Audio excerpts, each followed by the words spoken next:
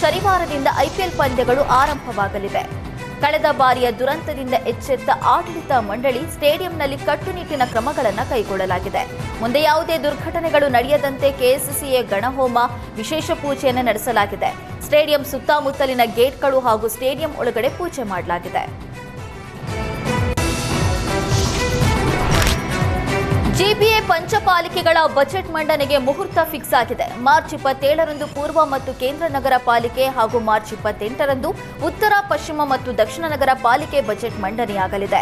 5 ಪಾಲಿಕೆಗಳಿಗೆ ಪ್ರತ್ಯೇಕ ಬಜೆಟ್ ಮಂಡನೆಯಾಗಲಿದ್ದು, ಪ್ರತಿಯೊಂದು ಪಾಲಿಕೆಯ ಬಜೆಟ್ ಗಾತ್ರ 4,000 ಕೋಟಿಯಿಂದ 4,200 ಕೋಟಿ ಆಗುವ ಸಾಧ್ಯತೆ ಇದೆ. 5 ಪಾಲಿಕೆಗಳ ಒಟ್ಟು ಬಜೆಟ್ ಗಾತ್ರ 20,000 ಕೋಟಿ ಮೀರುವ ಅಂದಾಜು ಇದೆ.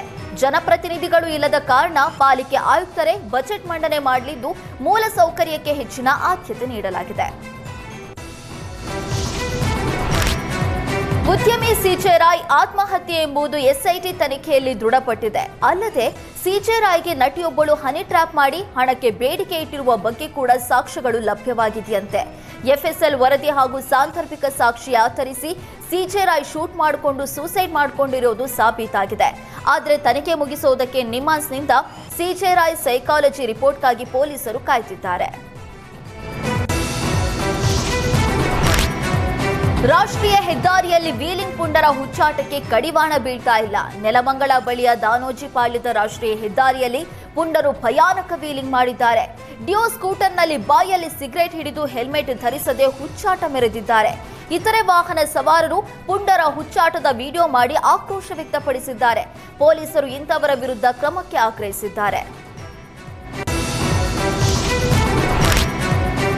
ನೋ ಪಾರ್ಕಿಂಗ್ ಪ್ರದೇಶಗಳಲ್ಲಿ ವಾಹನ ನಿಲ್ಲಿಸುವವರೇ ಎಚ್ಚರವಾಗಿರಿ. ಬೆಂಗಳೂರಿನಲ್ಲಿ ವಾಹನಗಳ ಟೋಯಿಂಗ್ ಮತ್ತೆ ಶುರುವಾಗಿದೆ. ನಗರದ ಎಂಜಿ ರಸ್ತೆ, ವಿಧಾನಸೌಧ ಸುತ್ತಮುತ್ತ ಸೇರಿದಂತೆ ನೋ ಪಾರ್ಕಿಂಗ್ ಪ್ರದೇಶಗಳಲ್ಲಿ ಎಲ್ಲೆಂದರಲ್ಲಿ ವಾಹನ ನಿಲ್ಲಿಸಿದ್ರೆ ಇನ್ಮುಂದೆ ಟೋಯಿಂಗ್ ಜೊತೆಗೆ ದಂಡ ಹಾಕಲಾಗುತ್ತೆ. ಸಂಚಾರ ಪೊಲೀಸರು ಮತ್ತು ಗ್ರೇಟರ್ ಬೆಂಗಳೂರು ಪ್ರಾಧಿಕಾರ ಜಂಟಿಯಾಗಿ ಕಾರ್ಯಾಚರಣೆ ಆರಂಭಿಸಲಿದೆ.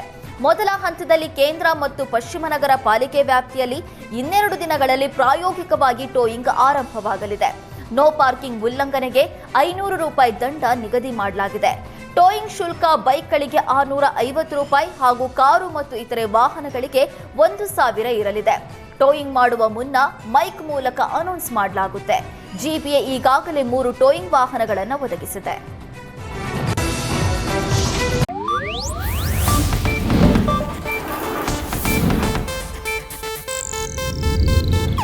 ಇದು ಏಷ್ಯಾನೆಟ್ ನ್ಯೂಸ್ ನೆಟ್ವರ್ಕ್ ಪ್ರಸ್ತುತಿ.